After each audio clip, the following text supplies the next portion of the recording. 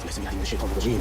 احتجبت بنور الله الكامل وتحصنت بحسن الله القوي الدائم. بعد ما صابر قدر يوصل للدكتور صبحي وعرف إن الجدارية فيه منها 3 نسخ وإن في واحدة منهم عند الدكتور صبحي، وعرف كمان إن الجدارية دي هي البوابة اللي هيقدر يحبس فيها نمرود ومليكة ويقفل باب الشر اللي اتفتح، فكر صابر في إن ليه نمرود لحد دلوقتي ما فكرش يظهر له. فسأله عيسى وقال له: بتفكر في إيه يا صابر؟ فصابر رد عليه وقال له: بفكر في النمرود، ليه لحد دلوقتي ما ظهرليش؟ فرد عليه عيسى وقال له: جايز خايف منك. فقال له صابر: لا، هو بيحاول يخوفني لأنه عارف إن فكرة إني بطارد مجهول دي حاجة مش سهلة. فسأله عيسى: وناوي على إيه يا صابر؟ فقال له صابر: ناوي أخليه يظهر لي. وفي المشهد اللي بعد كده بنشوف صابر وهو رايح بيت الدكتورة حكمت، وبيقف قدام الجدارية ويلبس الخاتم، وبيبص للجدارية بثقة وينده على نمرود ويبدأ يستفزه ويقول له: خايف؟ مش عايزني ليه أرحب بيك؟ وفجأة بيظهر نمرود وبيقول له: ده واجب علينا إحنا يا صابر، إحنا هنا من قبلك بكتير. فصابر بيضحك علشان يستفزه ويحسسه إنه مش خايف، فبيقول له النمرود: ضحكتك حلوة قوي يا صابر، بتمنى تفضل على وشك على طول. وبيقول له: الميزان يا صابر ما فيهوش غير كفتين، وكفة واحدة بس هي اللي بتبقى كسبانة. فبيسأله صابر ولسه الابتسامة على وشه: وانتوا بقى كفتكم هي اللي كسبانة؟ فبيرد النمرود عليه وبيقول له: دايما القوي كفته هي اللي كسبانة، واللي شفته بيقول إنك مش قوي. فبيرد صابر ويقول له: ولا انت كمان، لأن ربنا هو اللي أقوى. فبثقة بيرد عليه النمرود وبيقول له: هترقع لقزح وتدمر الخاتم اللي معاك، يا إما كل يوم هتشوف واحد من حبايبك وهو روحه بتطلع، مش هيموتوا بس هيتعذبوا عذاب عمرهم ما شافوه قبل كده. فبيقول له صابر: هو انتوا ليه بتأذوا اللي حواليا بس؟ ليه مش بتأذوني أنا؟ ولا أنا الأضعف زي ما قالوا زمايلك قبل ما أحبسهم في بوابتهم؟ فبحركة خبيثة نمرود بيفتح بقه وبيخرج منه شر بيحاول بيه إنه يطول صابر، بس صابر بيصد الشر ده بالخاتم اللي معاه وما بيقدرش عليه النمرود. وفي المشهد اللي بعده بنشوف زين واقف مع منال وبيحاول يخدعها علشان يوصل للآثار اللي اتسرقت منه، وعشان كمان سميح ما يقلبش عليه تاني.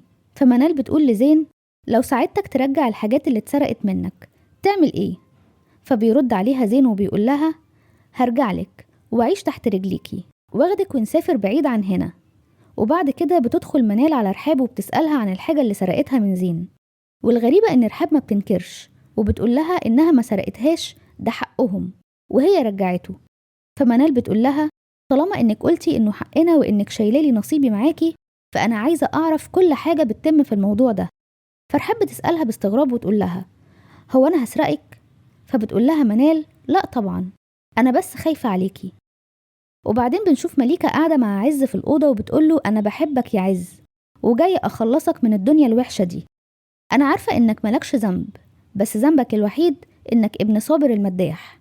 فالولد بيعيط جامد ورحاب بتتخض عليه وبتدخل تشوفه، وبتتفاجئ بعلامة في إيديه مليكة عملتها له تمهيد لأذاه، وبعدين بتعمل نفس العلامة لرحاب علشان تنتقم من صابر فيهم. وفي المشهد اللي بعده بنشوف خضر واقف مع واحد وبيقول له مش قادر أسيب صابر لوحده، وبيطلب منه يديله الإذن علشان يتدخل، بس الشخص اللي واقف معاه بيقول له: ما ينفعش تضحي بنفسك وما تقلقش على صابر، صابر معاه ناس كتير وخلاص قرب يوصل لهدفه. وبعد كده بنشوف حسن قاعد مع أمه وبيعتذر لها عن كل الأذى اللي أذاه ليها ولصابر، وهي بتقوله إن ربنا بيسامح، بس المهم إنك لازم تشتغل علشان تصرف على نفسك وعلى ابنك. بعد كده بنشوف صابر قاعد مع خضر وخضر بيقوله لازم يروح لصبحي ويشوف الجدارية ويوقف الشر ده في أسرع وقت. فصابر بيقوله إنه خايف على اللي حواليه وإن النمرود ما بيهددش وناوي يأذيهم. فخضر بيقوله: جمد قلبك وتوكل على الله، الجدارية هي البوابة. وفي المشهد اللي بعده بنشوف رحاب وهي عند الدكتور سميح وبتقوله اللي حصل ليها ولابنها، وهو بيستغرب من اللي عملته مليكة وبيقول لها: استنيني هنا شوية. وبيدخل يجيب سائل وبيقرأ عليه حاجة، وبعدين بيخرج لرحاب وابنها ويحط السائل على ايديهم فالعلامة بتختفي.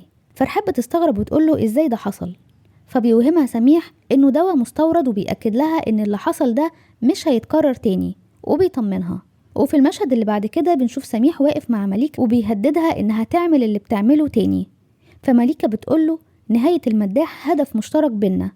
فسميح بيقول لها: انا هدفي مش نهاية المداح، بالعكس انا عاوزه معايا لأن الهبة اللي عنده هتساعدني أفتح كل البوابات المقفولة.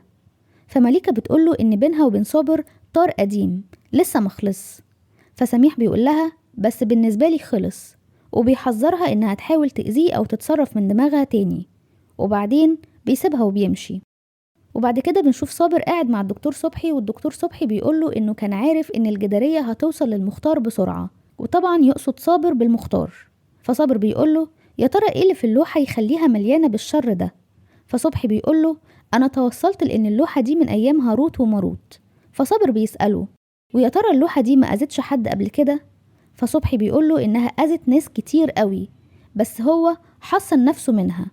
وبعدين بياخدوا وبيدخلوا الأوضة الموجود فيها اللوحة، ولما بيكشف اللوحة صابر ما بيلاقيش فيها الكفوف ولا الشمعدان. فصبحي بيقوله إن دي إضافات جديدة اتضافت بواسطة حد كان عايز يفتح البوابة بتاعة العالم التاني. فصابر بيقوله طب إزاي ممكن أقفل البوابة؟ فصبحي بيقوله انت عارف ان انت اول واحد ما يتأذيش وهو واقف قدامها. وبعدين بيقوله تعالى معايا وانا هقولك تقفلها ازاي. وفي المشهد اللي بعده بنلاقي منال بتكلم زين وبتقوله الحاجة مع رحاب، وبتقوله راقبها وانت تعرف هي شايلة الحاجة فين وهتبيعها لمين. وبعد كده بنشوف رحاب وهي رايحة تقابل واحد علشان تبيع له الحاجة اللي معاها، وهي بتوريه الحاجة بيظهر زين وفي ايده مسدس وبيهددها انه هيقتلها لو ما قالتلوش فين بقية الحاجة. وبعدين بيجي رجالة الراجل اللي كانت هتبيع له الآثار وبيمسكوه، ورحاب بتمشي بعربيتها وهي خايفة، وبتسيب زين مع الراجل ورجالته وهم بيضربوه. وبعدين بتروح رحاب على البيت فبتقابل منال وبتقول لها مالك خايفة من ايه؟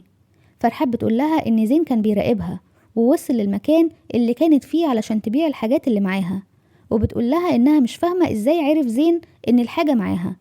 فمنال بتقول لها اكيد حد من الرجالة اللي ساعدوكي وانتي بتسرقي الحاجات من المخزن بتاعه. وفي آخر مشهد بنشوف صابر وهو نايم وبيحلم بكابوس وبيشوف الجدارية قدامه، وفجأة بيصحى وبيلاقي مليكة واقفة قدامه وبتقوله وحشتني. يا ترى مليكة ناوية على ايه مع صابر؟ وهتسمع كلام سميح وتبعد عنه، ولا هتكمل في اللي بتعمله وتكون نهايتها على ايد سميح نفسه؟ لو انت اول مرة تشوف فيديوهاتي ما تنساش تعمل لايك للفيديو وسبسكرايب للقناة وتفعل الجرس، وتابع القناة علشان تعرف ايه اللي حصل للمداح. وكمان اوعدك انك هتلاقي فيديوهات كتير حلوة جوه القناة، اتمنى انها تعجبكم كلها.